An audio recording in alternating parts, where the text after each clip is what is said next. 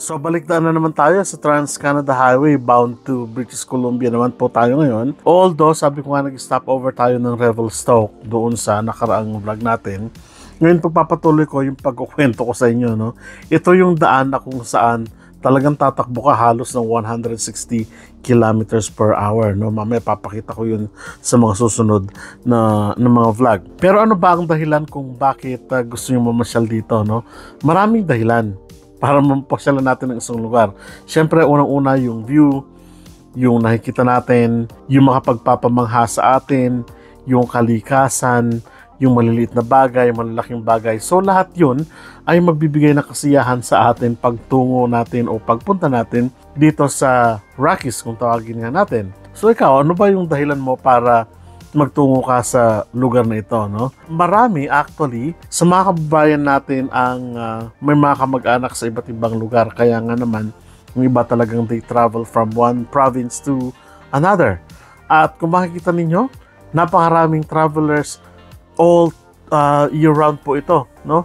Hindi lang seasonal yung pagta-travel natin dito, kundi sa loob ng isang taon ang sinasabi ng statistics ng Canada na halos sa mas marami talaga sa mga buwan ng spring kung tawagin natin. So starting po yan ng May, June, July, August, September, October, November hanggang December, no? Pero pagdating na po ng January, February, March and April, medyo pahina na po yung travel, no?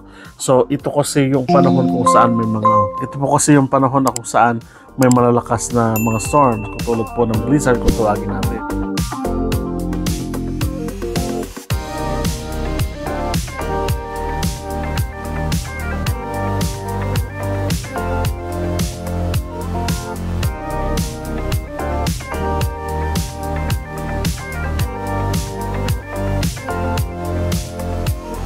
So yung nakikita natin na bayan dyan, that is actually Kamloops.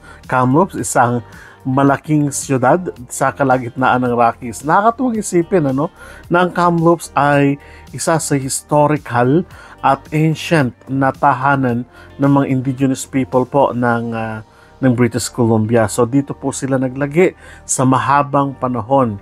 Ang sabi po ng kasaysayan ay nasa more than 10,000 years old nung nagalugad po ito ng mga First Nations na mga indigenous peoples po ng Canada. So ito ay ancient, mahaba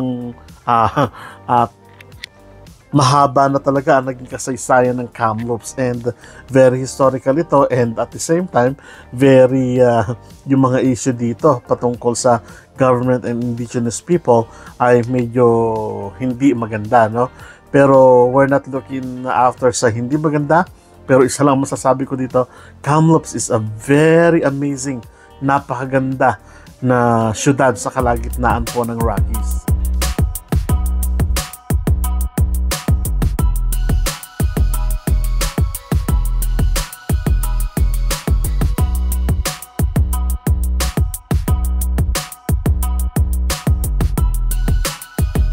Travel po dito, no? Tumatakbo na tayo dyan ng 140, 150. Wala tayong magagawa kasi nakikipagsabayan lang tayo sa malaking sasakyan.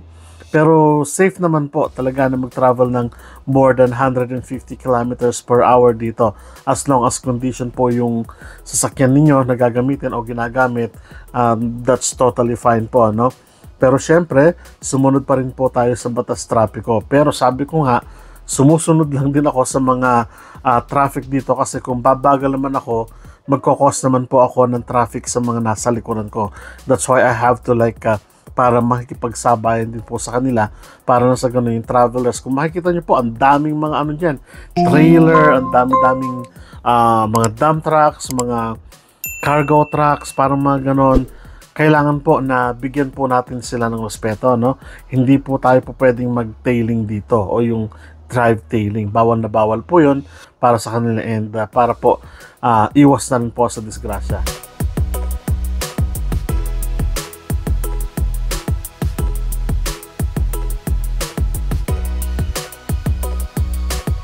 Ito pong tunnel na ito, this is a sign na malapit na po tayo sa Vancouver, ano? So kung makita po ninyo, no, yung tunnel na ito, This is also a avalanche-proof tunnel na sinyalis na po ito na malapit na po tayo sa Vancouver Island. So galing na po kami ng Kelowna during this time at pababa na po kami ng Vancouver.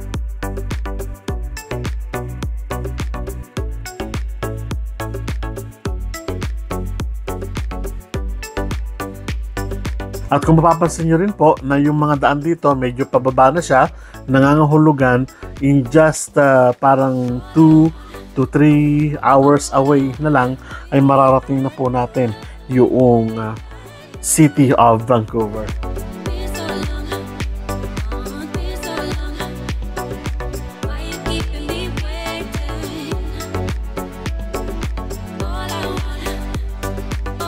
But as expected, napakaganda pa rin po ng daanan at makikita nyo po na yung mga tanim na puno dito, actually hindi siya tanim, wildlife, ano po siya, wild po siya.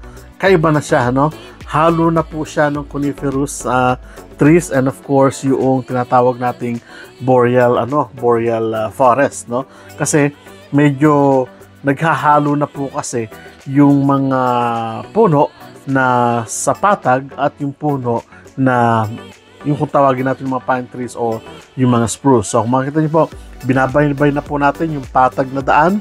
It means malapit na po tayo sa City of Vancouver.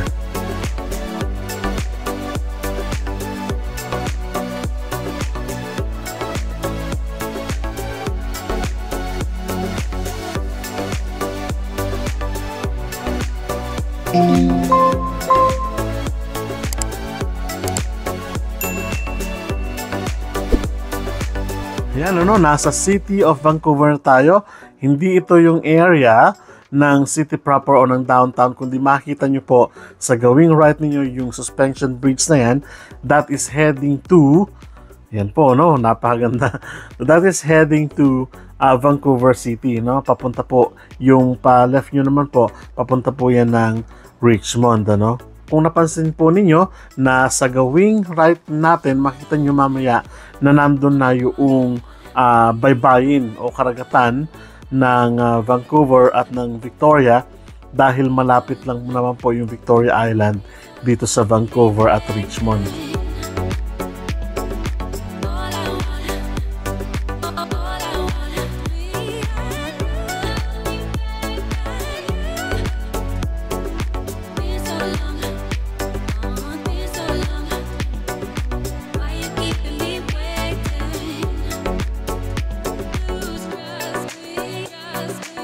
Ang kailangan po dito sa mga syudad ng Canada ay yung continuous na pagre-renovate, pagtatayo, pagdadagdag ng mga kalsada para po yung traffic ay mabawasan. So, kung makita po ninyo, maraming sasakyan pero hindi po nakukuha na mag-traffic ng talagang traffic na siyempre tulad ng sa Manila dahil ang mga kalsada po dito ay masasabi natin efficiente, no?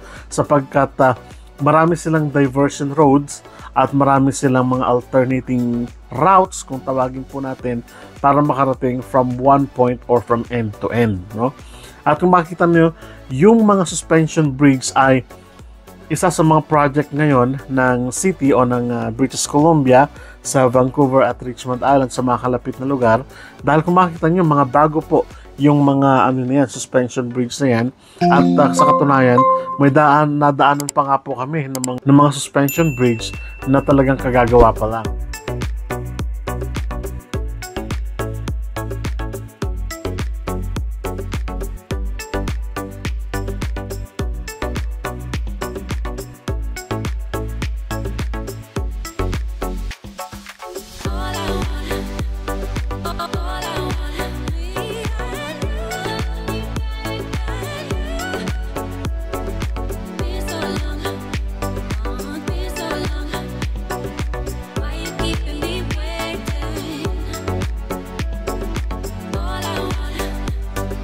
So ang highway naman po na ito ay papunta na po sa Tsawwassen Terminal. So pagdating po natin dito, pila po tayo agad. That's our car, yung black na yon. At ito po yung mga kasabay natin, mga RVs, mga trucks, and Napakaraming mga travelers, ano, mga yung tawagin natin camper vans, U-Haul, napakarami. Kami po yung mga nasa baba at ito naman po mga regular cars na ito, sila naman po yung pupunta doon sa taas. So abangan po ninyo yung travel namin sa Victoria Island. Kita-kita po tayo sa susunod na vlog.